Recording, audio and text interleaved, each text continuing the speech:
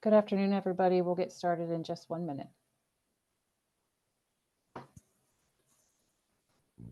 Recording in progress. Good afternoon, everyone. Thank you for joining us for today's media availability. This session will be recorded. We have about 30 minutes set aside for today and limited time for questions. So please be considerate of others' time and try to only ask one question. Everyone in the session will be muted unless you're called upon to ask your question. If there are remaining questions when we conclude and you feel your question hasn't already been answered, please feel free to reach out to us directly.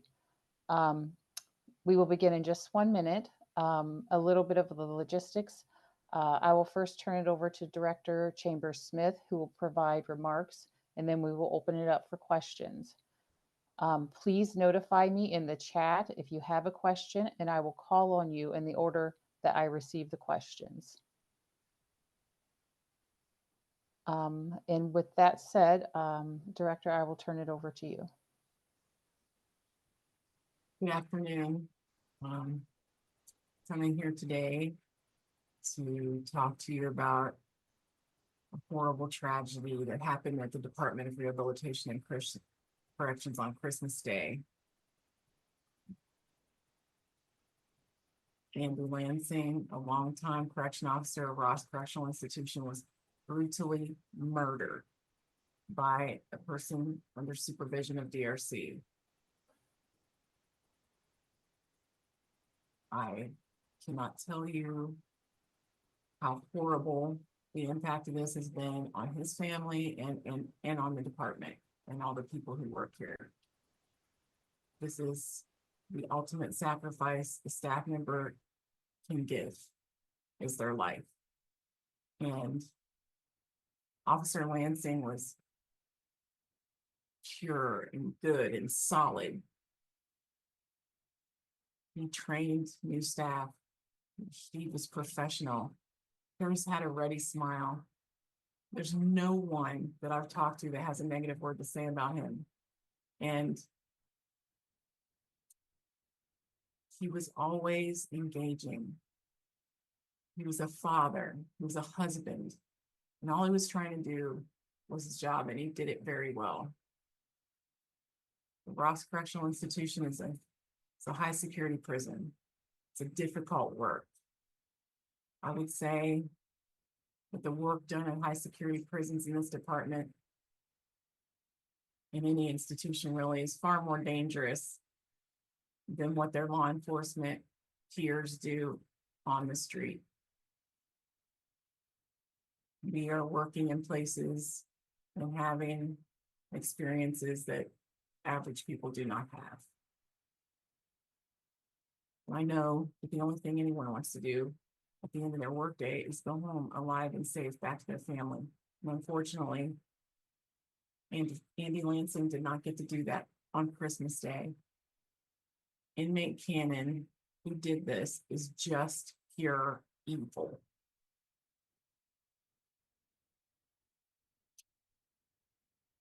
I want to thank all of the people from the prisons that have been going to Ross Correctional Institution to help them in their time of need. We appreciate during these times that everyone can come together as a team and help.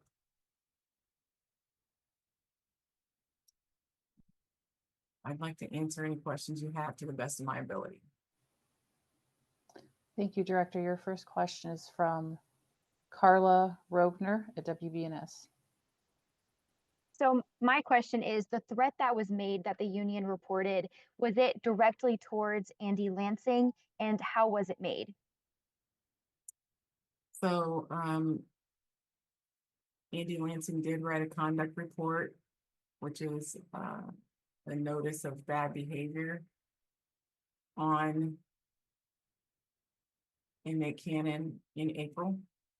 And it had, I think, 3 charges on it: disrespect, threats, and disobedience of direct order. He was found guilty of 2 of those, not all of them. And at this point, I don't have any more details than that, but I can tell you we are pulling together the entire history of Cannon's conduct reports for this incarceration and making them available to those who may request, and they should be available as early as, I'm hoping, Monday. Thank you, Director. Your next question is from Lisa Rontala. Rontala. Yes, Rontala. Thank you from WSYX. Thank you for the time, Director Chambers-Smith. I do have a question. We did receive reports from the Ross County Sheriff's Office from the responding officers who went to the yard on Christmas Day. They had indicated that Corrections Officer Lansing was guarding or was in the guard shack by himself. Can you please explain what the guard shack is, and should it be manned solo? And if not, why was it manned solo Christmas Day? So, first of all, on Christmas Day, each position in that prison that was assigned to a correction officer had a correction officer in it. Andy Lansing elected to work voluntary overtime so that other people could have Christmas off. That's what he was doing there. He was in the shack, as you said, and that is a small structure in the middle of the yard, really. It's not a regular building, and it's not connected to or inside of anything. So we're literally talking about a place for shelter and to make log notes and store your lunch. It's not a building, so to speak. It's a comfort space to get out of the weather and to document and store your things. So it's a small structure and it's in the middle of the yard. So I hope that answers your question. Thank you, Director. Your A next follow-up, should that be locked?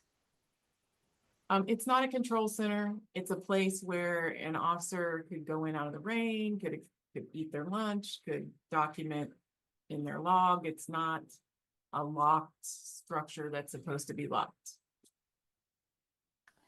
Thank you, Director. Your next question is from Anna Hoffman with NBC4. Hey, Director, thank you so much for taking the time today. We've been told about staffing shortages at the Ross facility, also at facilities statewide. You also just mentioned the conduct report written by Officer Lansing directly about Cannon. So did the staffing shortages have anything to do about why they were there? Were there any reason for the two to be separated following this conduct report? Are they normally not together? That's a lot. Try to unwrap it. So normally there would be movement going to the chow hall at this time of day. So for example, Cannon's unit was released to go to the dining hall, which is why he was on the yard. He veered away from going to the dining hall and instead went to where Officer Lansing was working and attacked him brutally. There are staff shortages at the department. Statewide, we have an 8% vacancy rate. At this prison, it's a little over 11%. For about at least a year and a half that I'm aware of, Ross Correctional Institution had no vacancies. And then when we created extra positions for death row and a couple of security prison positions that the warden requested, as well as opening up a housing unit that had previously been closed, that created a 40-person shortage. At this point, there are 19 people who have start dates for that prison between now and January 21st. I just don't think the prison became fully staffed again after the additions that I just talked to you about. But Ross Correctional Institution has traditionally been a prison that's fully staffed and actually had a few extra officers on. A follow-up to that, could this attack have been in retaliation to that conduct report in April? The Highway Patrol is conducting an investigation, and I think we'll get that type of information from their investigation. So they're not finished with it at this point. Thank you, Director. Your next question is from Monica Sager with Newsweek. Hi, Director. Thank you very much. I was wondering if you could share more about statistics within the facility on how often attacks like this have happened in the past, if anything in the future is going to be taken to make more supervisions, things of that sort. I don't have all of their statistics memorized, but as I said to you, it's a level 3 prison. So certainly there haven't been any other murders of staff, but there have been assaults, and there has been other activities inside that prison that you would kind of see at that security level. It's a very dangerous work that's being done there. I'm sorry, you asked another part of the question. I don't remember what it was. No worries. That second part was, will there be any additional precautions then taken in the future to amplify the security or anything of that sort to prevent things like this in the future? Well, of course, anything that we find that can be done to make things better will be done. That's no doubt about that. But at this point, I think what we want to make sure is that everyone who's there is trained and they have all the tools that they need, and that we look at whatever the findings of the Highway Patrol are and the subsequent administrative investigation and address them all fully. Thank you, Director. Your next question is from Stephanie at Channel 6. Hi, Director. Thank you for your time today. I want to ask you a question regarding the Civil Service Union sending a letter to the governor, Governor DeWine, yesterday, requesting that yourself and the warden be put on administrative leave while this investigation into Officer Lansing's death continues. Do you have a comment to that? I understand anger. I understand the need to make sure that this never happens again for anyone who works here. I understand the union's position. And I do have a follow-up to that. The union is also claiming that he feels that, as the director, there is currently not a handle on staffing, better pay, and drug use and violence. And he's saying if those 3 things were better handled, that it could have prevented Officer Lansing's death. Do you have a comment to that? Well, I do think there's a handle on staffing and pay. We did a mid-contract pay increase, which is unheard of. And then we also just recently had contract negotiations with another increase. So pay has been addressed a couple of times. I do believe that staffing is a problem nationally, but here in Ohio, we've had an ever decreasing vacancy rate since COVID. As I said, we're at 8% right now, and many of our facilities are fully staffed, and a couple of them have more staff than is on their organizational chart. So while we keep working on staffing, we're getting better and better, and we track it weekly. So this idea that there's just no staffing in the prisons it's not true of every site. Can I have one more? Have you been in contact with Governor DeWine? And if so, what does that conversation look like? Of course, everything going on, we do brief the governor so that he knows what is happening. I think you asked another question about drugs, and quite frankly, there's scourge. We have very robust contraband interdiction strategies, from drone detection to no longer accepting mail to coding legal mail and different searches, body scanners, drug sniffing dogs. Like, all of this has been put in place during this administration. So we take this very seriously, and quite frankly, this department has one of the most extensive drone detection systems in the country. And we also deployed flop cameras, and it's an entire plan around contraband interdiction. But 60 to 70% of the people that are incarcerated here are addicts. They try to get drugs. We stop them. That's what we try to do. And that's not going to change. It's been that way the whole time I've been in corrections since 1993 and before. But we do everything we can every day to stop it. Thank you, Director. Sarah Donaldson with Ohio Public Media has been waiting patiently. Thank you. Hi, Director. Good afternoon. Two questions, but they're gonna merge because I appreciate that we're not doing follow-ups. First question is, can you say at this point in time, I understand that it was a brutal assault. I understand that's how ODRC is describing it. Was Officer Lansing stabbed? Was he beaten? How was he killed specifically? And my second question is, what were the staffing levels on Christmas Day compared to a normal day that's not a holiday? So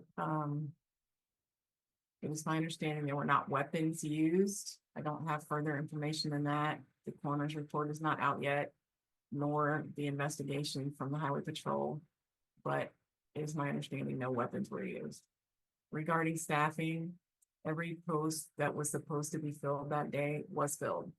How it compares to their normal schedule, I don't have that level of detail here, but I can tell you that I've been in contact with the warden regarding this matter, and he did let me know that, yes, their staff, they started their shift with all the staff present that they're supposed to have, and that's because, you know, I think it was like 8 people volunteered to work overtime, so they didn't have people mandatorily working overtime there on Christmas Day. They volunteered to work overtime. Thank you, Director. I believe every media outlet in the chat has had an opportunity to ask a question. I don't see any new outlets indicating that they have a question. So with that, if you do have a question, a follow-up question, feel free to reach out to me directly. This is Joellen Smith, and my email along with Jen Truxell's email is in the chat. Director, do you have anything to say in closing, and then we will wrap up?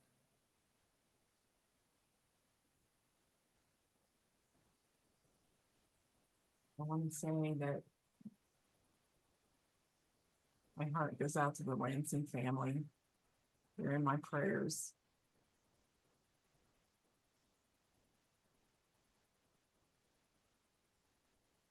That's it. Thank you, Director. Thank you, everybody, for joining us today.